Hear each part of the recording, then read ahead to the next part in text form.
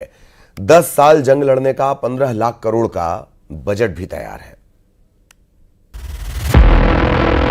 که امروز به مجلس معرفی شده دولت وفاق ملی است.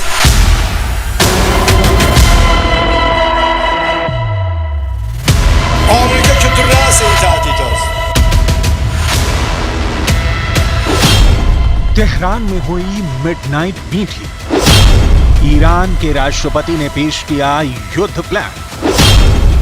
10 साल जंग लड़ने का बजट तैयार। 15 लाख करोड़ से युद्ध करेगा ईरान। जंग मुहाने पर है। बंदूकें शस्त्रागार से निकल चुकी हैं। तोपें बॉर्डर पर तैनात कर दी गई हैं। बारूद बिछाया जा चुका है। सिपाहियों ने घर अलविदा की चिट्ठी लिख दी है। मतलब माहौल खौल रहा है। ईरान मांग रहा है बदला।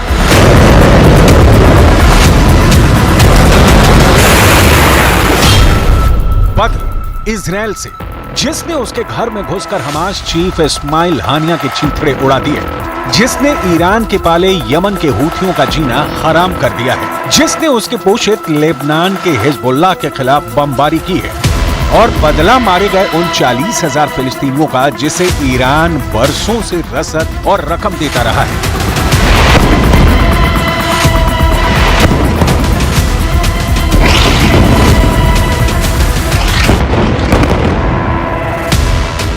पूरी तैयारी है ईरान की।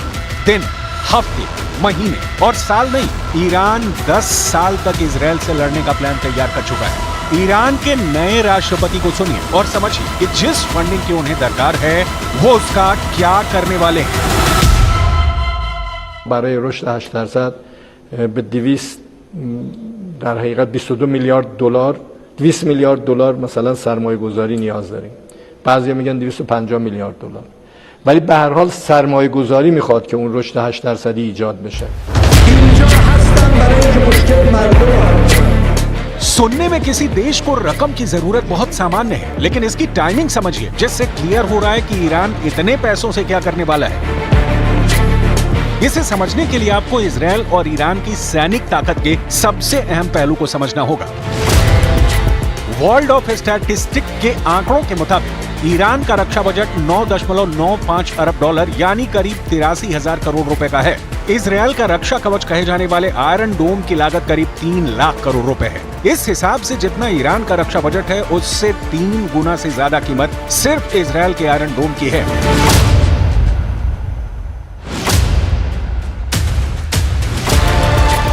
ईरान के रिवोल्यूशनरी गार्ड्स के 2 अफसरों की हत्या के बाद ईरान ने 300 से ज्यादा ड्रोन्स और मिसाइलें इजराइल पर दागी थी, लेकिन इनमें से 99% हवा में ही तबाह हो गए, क्योंकि आयरन डोम की सुरक्षा दीवार को तोड़ नहीं पाए। लिहाजा ईरान के सामने बड़ी चुनौती है कि युद्ध छिड़ा तो ईरान इजराइल को कैसे तोड़ेगा। जाहिर है इसके लिए पैसा चाहिए, और पैसा डायरेक्ट किसी से हथियार के लिए मांगा जाए तो कौन देगा। इसलिए ईरान के राष्ट्रपति ने दूसरा रास्ता अख्तियार किया ما اگر همه پولایی که هست رو بخوایم سرمایه گذاری کنیم تازه 100 میلیارد میتونیم سرمایه. پس ما 100 میلیارد دلار به سرمایه گذاری خارجی نیاز داریم برای اینکه به اون 8% برسیم. این چیزی است که باید برمیگرده به ارتباطات ما با خارج و به ایرانیانی که در خارجن و اینکه چگونه میتونیم این تعامل رو با همسایگان و با کشورها داشته باشیم که اون اهدافی که به دنبالشیم محقق بشه. देश की इकोनॉमी चाहे जितनी मजबूत हो, युद्ध की सूरत में उसका असर सीधा अर्थव्यवस्था पर होता है। वर्ल्ड बैंक के मुताबिक ईरान की जीडीपी 413.5 अरब डॉलर है, जबकि इजराइल की अर्थव्यवस्था 525 अरब डॉलर से कुछ ज्यादा है। इतने बड़े आर्थिक फर्क के साथ जंग में जाना ईरान के लिए भारी पड़ सकता है। इसलिए ईरान पैसा जुटा रहा है, इतना पैसा कि जंग जब छिड़े तो उसकी इकोनॉमी औंधे मुंह गिरे नहीं, उसे सैनिकों के साजो सामान खरीदने के लिए पैसों का कोई टोटा ना पड़े। अब सवाल है कि ईरान को पैसा देगा कौन? वो भी लाख 2 लाख करोड़ नहीं, बल्कि 15 लाख करोड़।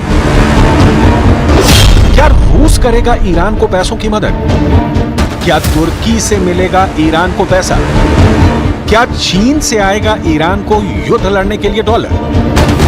या उत्तर कोरिया करेगा पैसों की जगह हथियार से ईरान की मदद? इन सवालों का जवाब सिर्फ ईरान के सुप्रीम लीडर खामनेई के पास है या ईरान के राष्ट्रपति के पास, जो ईरान से बाहर गए लोगों से अपील कर रहे हैं कि वो देश में पैसा निवेश करें। ما ایرانیانی که خارج داریم خیلی هاشون دلشون برای این مملکت میتپد. به هر دلیلی ما اونا رفتند و از ما ناراضی هم. ईरान इस वक्त कई मुश्किलों से जूझ रहा है। आर्थिक स्थिति बेहद खराब है। अंतर्राष्ट्रीय प्रतिबंधों की वजह से अर्थव्यवस्था पूरी तरह चरमरा गई है। तेल का निर्यात ईरान की अर्थव्यवस्था की जीवन रेखा है, लेकिन ट्रंप ने 2018 में ही ईरान के साथ हुई न्यूक्लियर डील से अमेरिका को बाहर कर लिया था। इस डील को तोड़ने के बाद ट्रंप ने ईरान पर कई नए तेल निर्यात और अंतर्राष्ट्रीय बैंकिंग जैसे प्रतिबंध लगाए थे। डोनाल्ड ट्रंप के कार्यकाल के दौरान ईरान करीब 3 लाख बैरल तेल बेच रहा था, जो कि उसके आवश्यक वस्तुओं के आयात के लिए काफी कम था। जो बाइडेन के पद संभालने के बाद ईरान ने अपने तेल निर्यात में लगातार वृद्धि की। ईरान इंटरनेशनल की रिपोर्ट के मुताबिक अब ईरान प्रतिदिन 1.5 मिलियन बैरल तेल का निर्यात कर रहा है, जिससे सालाना करीब $30 बिलियन की कमाई करता है। प्रतिबंधों के बावजूद ईरान चोरी से अपना तेल बेचकर जरूरतें पूरी कर रहा है। इस काम में चीन उसका साथ दे रहा है। ईरान के कुल एक्सपोर्ट की 80% हिस्सेदारी चीन में जाती है। चीन ईरान से 15 लाख बैरल तेल हर दिन खरीद रहा है। ईरान के पास अच्छी क्वालिटी का तेल है, लेकिन बैन मुसीबत बना हुआ है। ऐसे में नए राष्ट्रपति की कोशिश है कि परमाणु बम बनाने के जिन आरोपों के चलते बैन लगा है, अमेरिका से उसमें ढील मिले। चीन और रूस जैसे देश इसमें उसका साथ दें, लेकिन ये कहां तक संभव है, ये एक बड़ा सवाल है। और इस बीच ईरान अरब वर्ल्ड में जिस लीडरशिप की चाहत रखता है, वो भी खतरे में पड़ गया है। कारण है इजरायल का ईरान के खिलाफ एक्शन, जिसमें इजरायल का साथी है अमेरिका। अमेरिका ईरान की ताकत से इसलिए भी परेशान है क्योंकि उसका दोस्त इजरायल खतरे में पड़ सकता है। इस बीच ईरान ने मिसाइल शक्ति को लेकर बड़ा दावा किया है। ईरान की मिसाइल शक्ति के बारे में दावा करने वाले ईरानी सैन्य कमांडर का नाम ब्रिगेडियर जनरल अब्बास अजीमी है, जो उत्तर पश्चिम ईरान में सेना वायु रक्षा बल के कमांडर हैं, जिनका कहना है कि सतह से हवा में मार करने वाली मिसाइलें यानी सैम की रेंज के मामले में ईरान शीर्ष 6 देशों में शामिल हो गया है।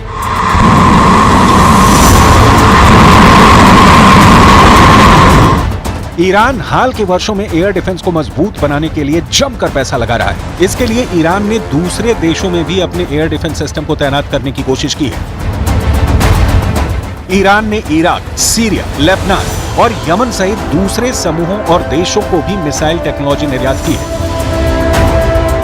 ज्यादातर ईरान समर्थित मिलिशिया समूहों की एयर डिफेंस शक्ति सीमित है, लेकिन हाल के दिनों में वो तेजी से अपनी क्षमता बढ़ा रहे हैं।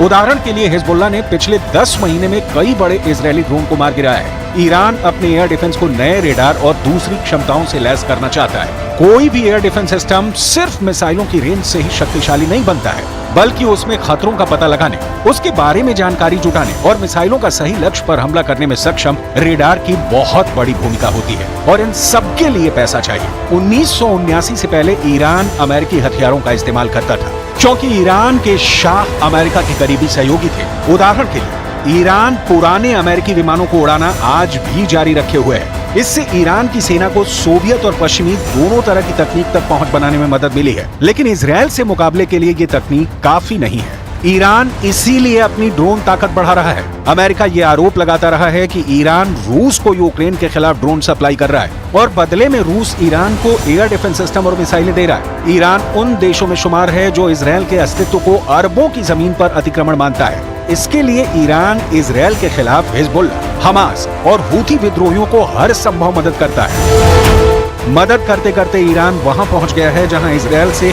युद्ध छिड़ने की नौबत आ गई है। जबकि ईरान की आर्थिक स्थिति देखें तो ईरान इस युद्ध को झेल पाने की स्थिति में नहीं है। लिहाजा ईरान के राष्ट्रपति पहले पैसा जुटा लेना चाहते हैं, ताकि जब युद्ध छिड़े तो मुल्क स्थिर रहे, अर्थव्यवस्था की गाड़ी पटरी से नहीं उठे।